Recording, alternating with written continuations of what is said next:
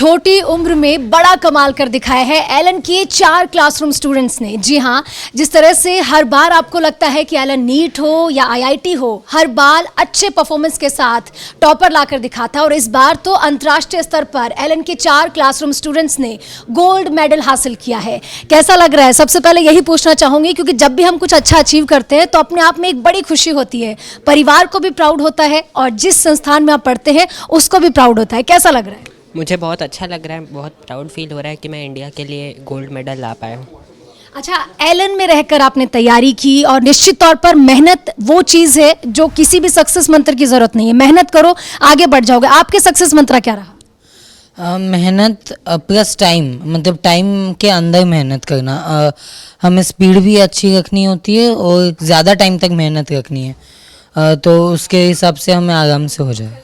अच्छा, बाकी बच्चे जो ओलंपियाड की प्रिपरेशन करते हैं आईएएसओ के लिए, उनको कुछ कहना चाहोगे कि किस तरह से तैयारी करें?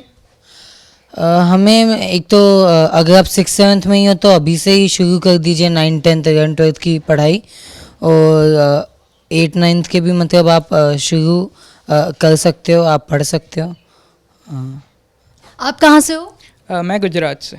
गुजरात से हो। एलन में रहकर आपने तैयारी की, वो तैयारी का दौर और आज जब रिजल्ट आ गया उसके बाद की खुशी, कैसा लग रहा है? मुझे बहुत ही अच्छा लग रहा है मेडल जीत के।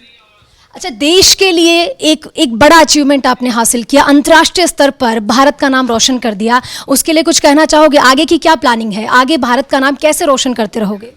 आगे भी मैं भारत के लिए ऐसे गोल्ड मेडल जीतना चाहता हूँ, चाहे वो फिज़िक्स ओलंपियाड हो या केमिस्ट्री ओलंपियाड हो।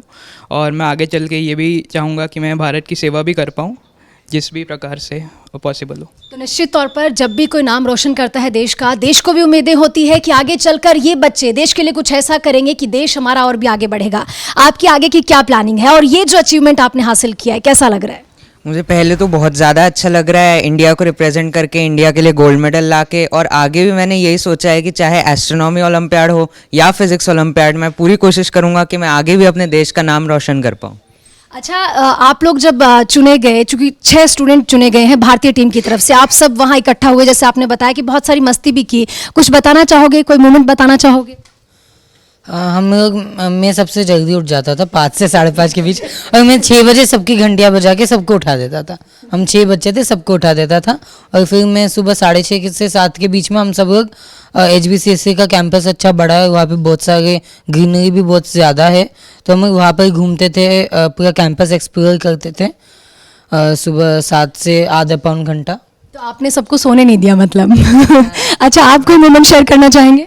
हम रोज़ साथ में मिलके ब्रेकफास्ट लंच डिनर करते थे। मतलब वो 6 बच्चे एक्चुअली मेरी फैमिली जैसे थे उन 4-5 दिनों के लिए, तो मुझे बहुत ही अच्छा लगा उनके साथ रह के। अच्छा, एलन के सिस्टम के बारे में पूछना चाहूँगी, चूँकि आप एलन के स्टूडेंट हैं और आगे भी यहीं पर रहकर अपनी पढ़ाई जारी रखेंगे। आपको सिस्टम कैसा लगा, चूँकि करीब से आपने एलन को देखा है? एलन का सिस्टम बहुत अच्छा है। यहाँ वो बच्चों को बहुत सपोर्ट करते हैं, बहुत मोटिवेट करते हैं और हम उनके कारण ही यहाँ तक पहुँच पाते हैं।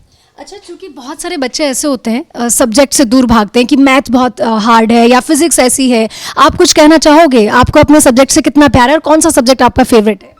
पहले मुझे बायोलॉजी से बहुत ज़्यादा डर लगता था, फिर मेरे एक सर ने मुझे चैलेंज दिया कि बायो अब पढ़ के ख़त्म कर दे, उसके बाद में बायो पढ़ना नहीं। तो मैंने 1 महीने में बायो 11th 12th का NCERT ख़त्म कर दिया। फिर मुझे पता चला कि बायो भी आसान है, बायो भी अच्छा है। तो ऐसे ही अगर आप किसी भी सब्जेक्ट से डरते हो तो आपको वही सब्जेक्ट करना चाहिए। सर ने बोला था कि बायो अभी कर, अभी बायो पढ़ाई कर, बाद में लगे तो छोड़ देना, क्योंकि मैं उससे बहुत ज़्यादा डरता था। तो ऐसे ही टीचर्स की बात भी माननी चाहिए जो आपको पढ़ाते हैं सब्जेक्ट वाइज भी, और जो भी सब्जेक्ट से आपको डर लगता है उसे ज़्यादा पढ़ो। अच्छा, जिस चीज़ से आप ज़्यादा डरो उसको पहले करो। आपके साथ भी कुछ ऐसा ही है? कौन सा फेवरेट सब्जेक्ट है और किस सब्जेक्ट से आप डरते हो? मेरा फेवरेट सब्जेक्ट फ़िज़िक्स है और मुझे भी बायो से स्टार्टिंग में थोड़ा डर लगता था, पर जैसे जैसे मैं पढ़ता गया तो मुझे पता चला कि बायो भी सिर्फ रटने का काम नहीं है, उसमें भी समझने की चीज़ें हैं और उससे भी प्यार किया जा सकता है। आगे की क्या प्लानिंग है? आगे की यही प्लानिंग है, क्योंकि मुझे भी फिज़िक्स बहुत पसंद है और मुझे एस्ट्रोनॉमी भी बहुत पसंद है। तो मैं अभी तो सोच रहा हूँ कि अभी एस्ट्रोनॉमी ओलंपियाड के लिए फोकस करूँगा और ट्राई करूँगा कि एस्ट्रोनॉमी ओलंपियाड में जहाँ जितना आगे जा सकता हूँ वहाँ तक जाऊँ, और हो सके तो शायद फिज़िक्स ओलंपियाड भी। लेकिन मुझे बायो बहुत पसंद हो गई है इतने टाइम में, और मैं बायो नहीं छोड़ने वाला। मैं पढ़ता रहूँगा बायो जितना अपने हॉबी जैसा करके, और मैं बायो नहीं छोड़ने वाला इनकी तरह। तो इन स्टूडेंट्स की आप खुशी देख रहे हैं, बेहद ज़्यादा खुश हैं ये। और हर सब्जेक्ट के लिए जितना इन लोगों से आपने सुना कि जब भी किसी सब्जेक्ट से आप डरो तो पहले उसी को पूरा करो, पहले उसी को समझो, उसी को पढ़ो। उम्मीद करते हैं कि एलन के साथ रहकर आप चारों ही स्टूडेंट आगे भी ऐसे ही गोल्ड मेडल लाते रहें और नाम रोशन करते रहें। तो वेद के नाना जी हमारे साथ हैं। सर, जब भी बच्चे कुछ कमाल करते हैं सबसे ज़्यादा बड़ों को अच्छा लगता है, आपको कैसा लगा और क्या उम्मीद थी आपको? सबसे ज़्यादा अगर किसी को अच्छा लगता है तो पहले तो माँ को लगता है, उनकी माँ को, जो अभी भी तपस्या कर रही है इनके लिए कि भैया जल्दी से गोल्ड मेडल लेके आए, जो कि ला चुके हैं। जहाँ तक मेरा सवाल है, मैं तो हमेशा, चाहे मेरा बच्चा हो या मेरा नातिन हो या दूसरों के बच्चे हो, उन सब के लिए मैं यही कामना करता हूँ और यही प्रयत्न करता हूँ कि वो अब देश के लिए अपना गौरव मेंटेन करें। तो देखा आपको कि कितनी खुशी है, चूंकि निश्चित तौर पर पेरेंट्स और भले ही वो नाना जी हो, दादाजी हो, सभी कोई अपने बच्चे को आगे बढ़ाने के लिए बहुत मेहनत करते हैं। सच देवेश ने नाम रोशन किया है और ये एक अपने आप में एक बहुत बड़ी उपलब्धि है। भारत का नाम रोशन किया, भारत को रिप्रेजेंट किया, आपको कैसा लग रहा है? बहुत प्राउड फील हो रहा है। इसके पहले भी उसने काफ़ी चीज़ें हासिल किया है। इसको बाल शक्ति अवार्ड भी मिला हुआ है 2020 में। उस टाइम पे भी इसने मतलब काफ़ी हमको ये हुआ था, और इस टाइम पे तो कैसा है कि गोल्ड मेडल लाया है और 8th क्लास का पहला बच्चा है, तो उसका प्राउड फीलिंग कुछ अलग ही है। और इसमें सही में बताओ तो एलन के सब टीचर लोगों का उसको काफ़ी सपोर्ट रहा है।